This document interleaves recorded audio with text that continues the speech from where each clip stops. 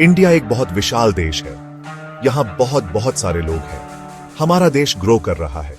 यह बहुत तेजी से ग्रो कर रहा है। हमें अपने चारों ओर प्रोग्रेस दिखाई देता है। नई सड़कें बन रही हैं, नए बिजनेसेस शुरू हो रहे हैं, लेकिन ग्रोथ के साथ चैलेंजेस भी आते हैं। ये बड़े चैलेंजेस हैं। हमें इनका सामना करना होगा। यह हमारे फ्यूचर के लिए इंपॉर्टेंट है।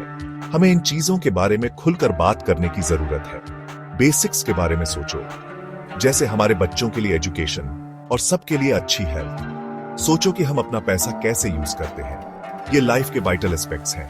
कभी कभी हम इन एरियाज में अच्छा करते हैं, हमें धीरे धीरे इंप्रूवमेंट्स होते दिखते हैं, लेकिन अक्सर हमें हर्डल्स मिलते हैं। बड़े हर्डल्स हमारा रास्ता रोकते हैं।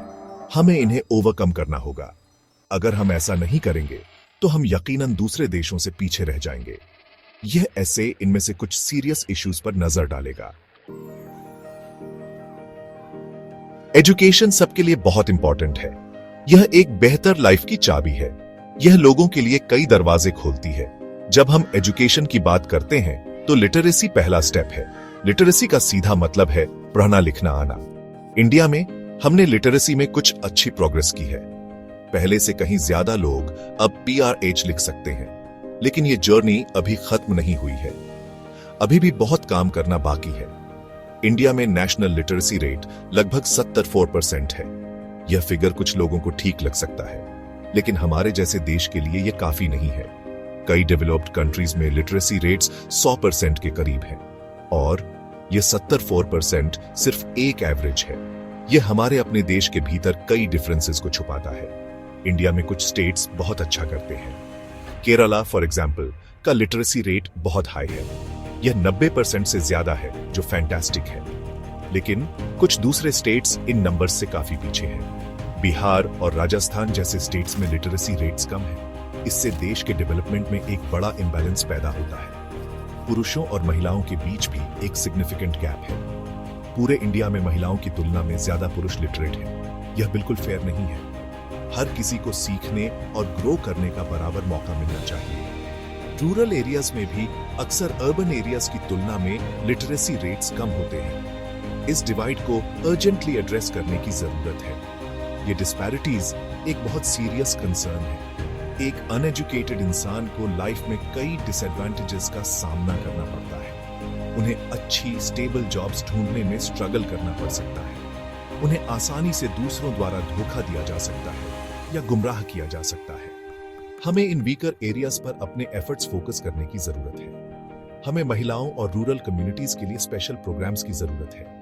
हर भारतीय नागरिक एजुकेशन की रोशनी का हकदार है। यह एक बेसिक ह्यूमन राइट है ना? हमें फुल लिटरेसी के लिए प्रयास करना चाहिए। इंडिया को क्रिकेट से बेहद प्यार है। हम इसमें बहुत अच्छे हैं और हमें इस पर गर्व है। हमारे क्रिकेटर्स कई लोगों के लिए हीरोज जैसे हैं, लेकिन बाकी स्पोर्ट्स का क्या? कभी कभी ऐसा लगता है कि हम उतना अच्छा नहीं कर रहे हैं। ओलंपिक्स जैसे बड़े इंटरनेशनल इवेंट्स में हमारी मेडल टैली अक्सर काफी छोटी होती है। यह सरप्राइजिंग है, एक ऐसे देश के लिए जिसमें इतने सारे लोग हैं, 1 बिलियन से ज्यादा लोग और सिर्फ मुट्ठी भर मेडल्स। कुछ तो गड़बड़ है यहां। इस सिचुएशन के कई रीजंस हैं। एक बड़ा रीजन है एक स्ट्रॉन्ग स्पोर्ट्स कल्चर की कमी। क्रिकेट के अलावा स्पोर्ट्स को अक्सर एक सीरियस करियर पाथ के तौर पर नहीं देखा जाता। पेरेंट्स चाहते हैं कि उनके बच्चे डॉक्टर्स या इंजीनियर्स बने। वे स्पोर्ट्स में अपने बच्चे के फ्यूचर को लेकर वरीड रहते हैं। हमें इस माइंडसेट को बदलने की जरूरत है। स्पोर्ट्स वैल्यूएबल डिसिप्लिन और टीम वर्क सिखा सकता है। यह ग्लोबल स्टेज पर देश के लिए अपार गौरव भी ला सकता है। एक और सिग्निफिकेंट प्रॉब्लम है अच्छी फैसिलिटीज की कमी। Gap 2S। कई टैलेंटेड युवा छोटे शहरों और गांवों में रहते हैं। उनके पास अच्छे ग्राउंड्स या मॉडर्न इक्विपमेंट तक एक्सेस नहीं होता। उनके पास अक्सर उन्हें गाइड करने के लिए ट्रेन्ड कोचेस नहीं होते। तो फिर वे दुनिया के बेस्ट के साथ कैसे compete कर सकते हैं? गवर्नमेंट को स्पोर्ट्स इंफ्रास्ट्रक्चर में और ज्यादा इन्वेस्ट करने की जरूरत है। हमें पूरे देश में एक्सेसिबल अच्छे ट्रेनिंग सेंटर्स चाहिए, सिर्फ बड़े शहरों में नहीं। पॉलिसी चेंजेस की भी अर्जेंटली जरूरत है। हमें कम उम्र से टैलेंट को पहचानने और नर्चर करने के लिए क्लियर लॉन्ग टर्म प्लान्स चाहिए। हमें अपने एथलीट्स को फाइनेंशियली सपोर्ट करने की जरूरत है ताकि वे ट्रेनिंग पर फोकस कर सकें। कॉर्पोरेट कंपनीज भी इसमें बहुत बड़ा रोल निभा सकती हैं। वे एथलीट्स और स्पोर्ट्स इवेंट्स को स्पॉन्सर कर सकती हैं। अगर हम सब मिलकर काम करें तो इंडिया एक स्पोर्टिंग सुपर पावर बन सकता है। इसमें टाइम और एफर्ट लगेगा, लेकिन यह डेफिनेटली पॉसिबल है। हमारे पास टैलेंट है, हमें बस इसे प्रॉपर्ली सपोर्ट करने की जरूरत है। Section 4, the forgotten sanctuaries. हमारी लाइब्रेरीज को रिवाइटलाइज करना। लाइब्रेरीज सच में बहुत बढ़िया जगहें होती हैं। वे किताबों और एंडलेस नॉलेज से भरी होती हैं। वे सभी उम्र के लोगों के लिए नई दुनिया खोल सकती हैं। एक अच्छी लाइब्रेरी किसी भी कम्युनिटी के लिए एक असली खजाना होती है। लेकिन इंडिया में हमारी कई लाइब्रेरीज अच्छी हालत में नहीं है। कुछ पुरानी हैं और अनफॉर्चुनेटली बहुत पूरली मेंटेन्ड है। दूसरों के पास बस पर्याप्त किताबें नहीं हैं या सही तरह की किताबें नहीं हैं। ये एक सैड सिचुएशन है एक ऐसे देश के लिए जो नॉलेज को वैल्यू देता है। कई लोग, खासकर छोटे शहरों में रहने वाले, लाइब्रेरीज तक इजी एक्सेस नहीं रखते। बड़े शहरों में भी पब्लिक लाइब्रेरीज की संख्या अक्सर पॉपुलेशन के लिए इनसफिशिएंट होती है। मौजूदा लाइब्रेरीज में मॉडर्न रिसोर्सेज की कमी हो सकती है जिनकी आज लोगों को जरूरत है। उनके पास कंप्यूटर्स या रिलायबल इंटरनेट एक्सेस नहीं हो सकता है। यह उन्हें आज की जनरेशन, खासकर स्टूडेंट्स के लिए कम यूजफुल बनाता है। युवाओं को सेफ स्पेसेस चाहिए जहां वे सीख सकें और एक्सप्लोर कर सकें। लाइब्रेरीज को वो वाइब्रेंट स्पेसेस होना चाहिए। हमारी लाइब्रेरीज अक्सर इतनी निग्लेक्टेड क्यों रहती है? कभी कभी यह सिर्फ फंड्स की कमी के कारण होता है। गवर्नमेंट्स और लोकल बॉडीज शायद उन्हें अपने बजट्स में पर्याप्त पैसा नहीं देते। ट्रेंड लाइब्रेरियंस की भी कमी हो सकती है। एक अच्छा लाइब्रेरियन रीडर्स को इफेक्टिवली गाइड कर सकता है। वे लाइब्रेरी को एक वेलकमिंग और एक्साइटिंग जगह बना सकते हैं। हमें सोसाइटी में रीडिंग कल्चर को एक्टिवली प्रमोट करने की भी जरूरत है। लोगों को लाइब्रेरीज की असली वैल्यू देखने और समझने की जरूरत है। हमें इस प्रॉब्लम को डिटर्मिनेशन के साथ फिक्स करने की जरूरत है। लाइब्रेरीज में इन्वेस्ट करना हमारे कलेक्टिव फ्यूचर में इन्वेस्ट करने जैसा है। हमें और ज्यादा लाइब्रेरीज चाहिए, खासकर रूरल और अंडरसर्व्ड एरियाज में। वे सभी टेस्ट्स के लिए डाइवर्स वैरायटी की किताबों से वेल स्टॉक्ड होनी चाहिए। उनमें कंफर्टेबल रीडिंग स्पेसेस और अच्छी लाइटिंग होनी चाहिए। हम उन्हें सिग्निफिकेंटली इंप्रूव करने के लिए टेक्नोलॉजी का भी यूज कर सकते हैं। डिजिटल लाइब्रेरीज और ई बुक्स कहीं ज्यादा लोगों तक पहुंच सकते हैं। आइए लाइब्रेरीज को एक बार फिर सबके लिए लर्निंग के वाइब्रेंट सेंटर्स बनाएं। Section 5, wedding bills versus bright futures I do की कॉस्ट। इंडिया में वेडिंग्स बहुत बड़ी बात होती है।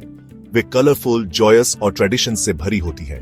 फैमिलीज दूर दूर से सेलिब्रेट करने के लिए एक साथ आती है, लेकिन वे इनक्रेडिबली एक्सपेंसिव भी हो सकती हैं। लोग वेडिंग्स पर बहुत पैसा खर्च करते हैं। कभी कभी वे कुछ दिनों के सेलिब्रेशन पर अपनी पूरी लाइफ सेविंग्स खर्च कर देते हैं। कभी कभी वे वेडिंग के लिए बड़े लोन्स भी लेते हैं। ये कई फैमिलीज के लिए एक बड़ा फाइनेंशियल बर्डन पैदा करता है। सोचो कि वही पैसा क्या अचीव कर सकता था। एक ग्रैंड वेडिंग कुछ दिनों, शायद एक हफ्ते तक चलती है, लेकिन लिया गया कर्ज कई सालों तक रह सकता है। क्या होता अगर उस पैसे को अलग तरह से ज्यादा वाइजली यूज किया जाता? क्या होता अगर इसे यंग कपल की हायर एजुकेशन में इन्वेस्ट किया जाता, या शायद उन्हें एक स्मॉल बिजनेस शुरू करने में हेल्प करने के लिए यूज किया जाता? इससे उन्हें अपने फ्यूचर लाइफ के लिए एक मजबूत फाउंडेशन मिलता। यह ज्यादा सेंस बनाता है ना? सोसाइटी अक्सर फैमिलीज पर बहुत प्रेशर डालती है। लोग चिंता करते हैं कि लोग क्या कहेंगे अगर वेडिंग काफी लैविश नहीं हुई तो। इस सोशल प्रेशर को बदलने की जरूरत है बेहतरी के लिए। वेडिंग दो लोगों के एक साथ नई लाइफ शुरू करने के बारे में है। ये उनकी हैप्पीनेस और फ्यूचर के बारे में है। ये दौलत दिखाने का प्लेटफॉर्म नहीं होना चाहिए। सिंपल वेडिंग्स भी उतनी ही ब्यूटीफुल और मीनिंगफुल हो सकती हैं। हमें एक सोसाइटी के तौर पर अपनी प्रायोरिटीज को शिफ्ट करने की जरूरत है। एजुकेशन में इन्वेस्ट करने के बहुत सारे लॉन्ग टर्म बेनिफिट्स होते हैं। एक एजुकेटेड इंसान को बेहतर जॉब मिल सकती है। वे अपनी फैमिली और अपने बच्चों के लिए बेहतर डिसीजंस ले सकते हैं। वे पूरी सोसाइटी के लिए ज्यादा इफेक्टिवली कंट्रीब्यूट कर सकते हैं। अगर यंग कपल्स अपनी मैरिड लाइफ की शुरुआत भारी कर्ज के बजाय एजुकेशन और स्किल्स के साथ करते, तो सोचो हमारी फैमिलीज और कम्युनिटीज कितनी ज्यादा मजबूत होती। वेडिंग एक्सपेंसेस के बारे में प्रैक्टिकली सोचने का टाइम है। एक स्मार्ट स्टार्ट हमेशा एक शोवी स्टार्ट से बेहतर होता है। Section 6 the silent crisis. बच्चों की हंगर और मैलन्यूट्रिशन। बच्चों को भूखा सोते देखना सच में दिल दहला देने वाला होता है, लेकिन इंडिया में यह कई लोगों के लिए एक कड़वी और दुखद रियलिटी है। हंगर और मैलन्यूट्रिशन हर रोज लाखों यंग लाइव्स को अफेक्ट करते हैं।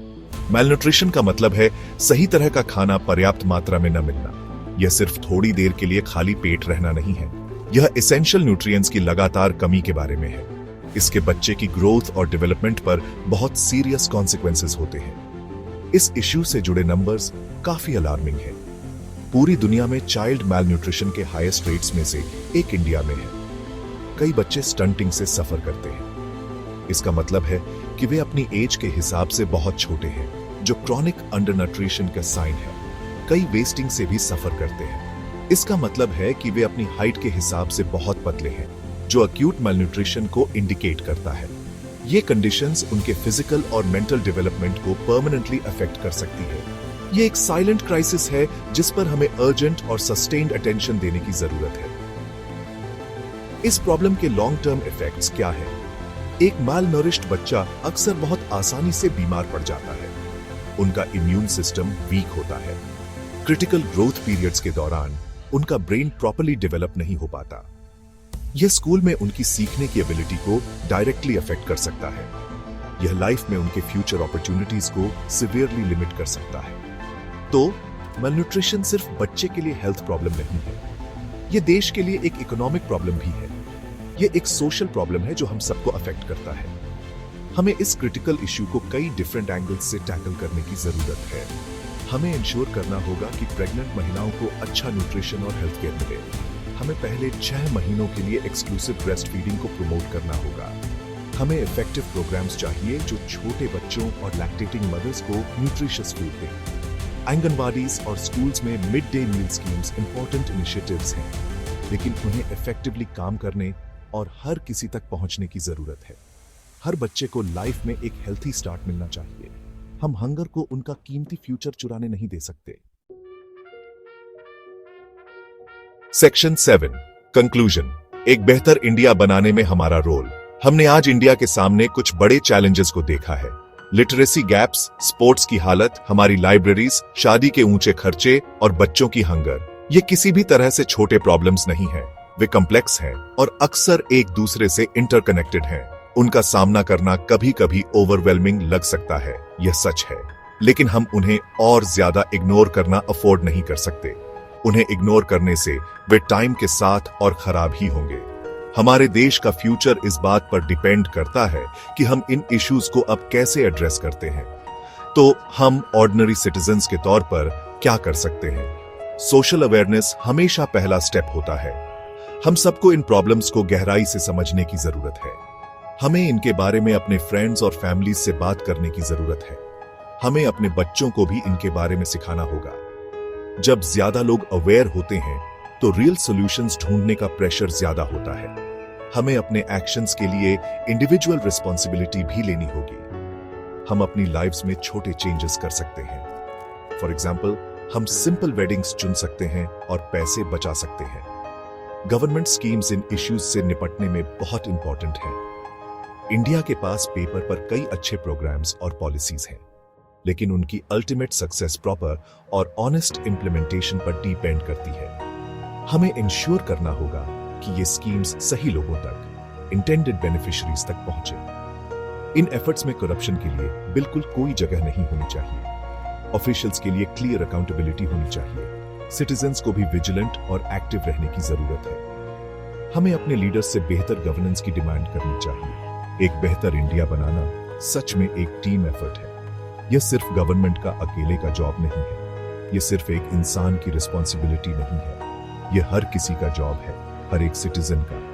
इस जर्नी में हर भारतीय का एक रोल है। हमें नेशन बिल्डिंग में एक्टिव पार्टिसिपेंट्स बनना होगा, सिर्फ साइलेंट स्पेक्टेटर्स नहीं। आइए होप, करेज और स्ट्रॉन्ग डिटर्मिनेशन के साथ मिलकर काम करें। आइए इन बर्निंग क्वेश्चंस को इफेक्टिवली सॉल्व करें। आइए एक ऐसा इंडिया बनाएं जहां हर कोई थ्राइव कर सके और अपने फुल पोटेंशियल तक पहुंच सके।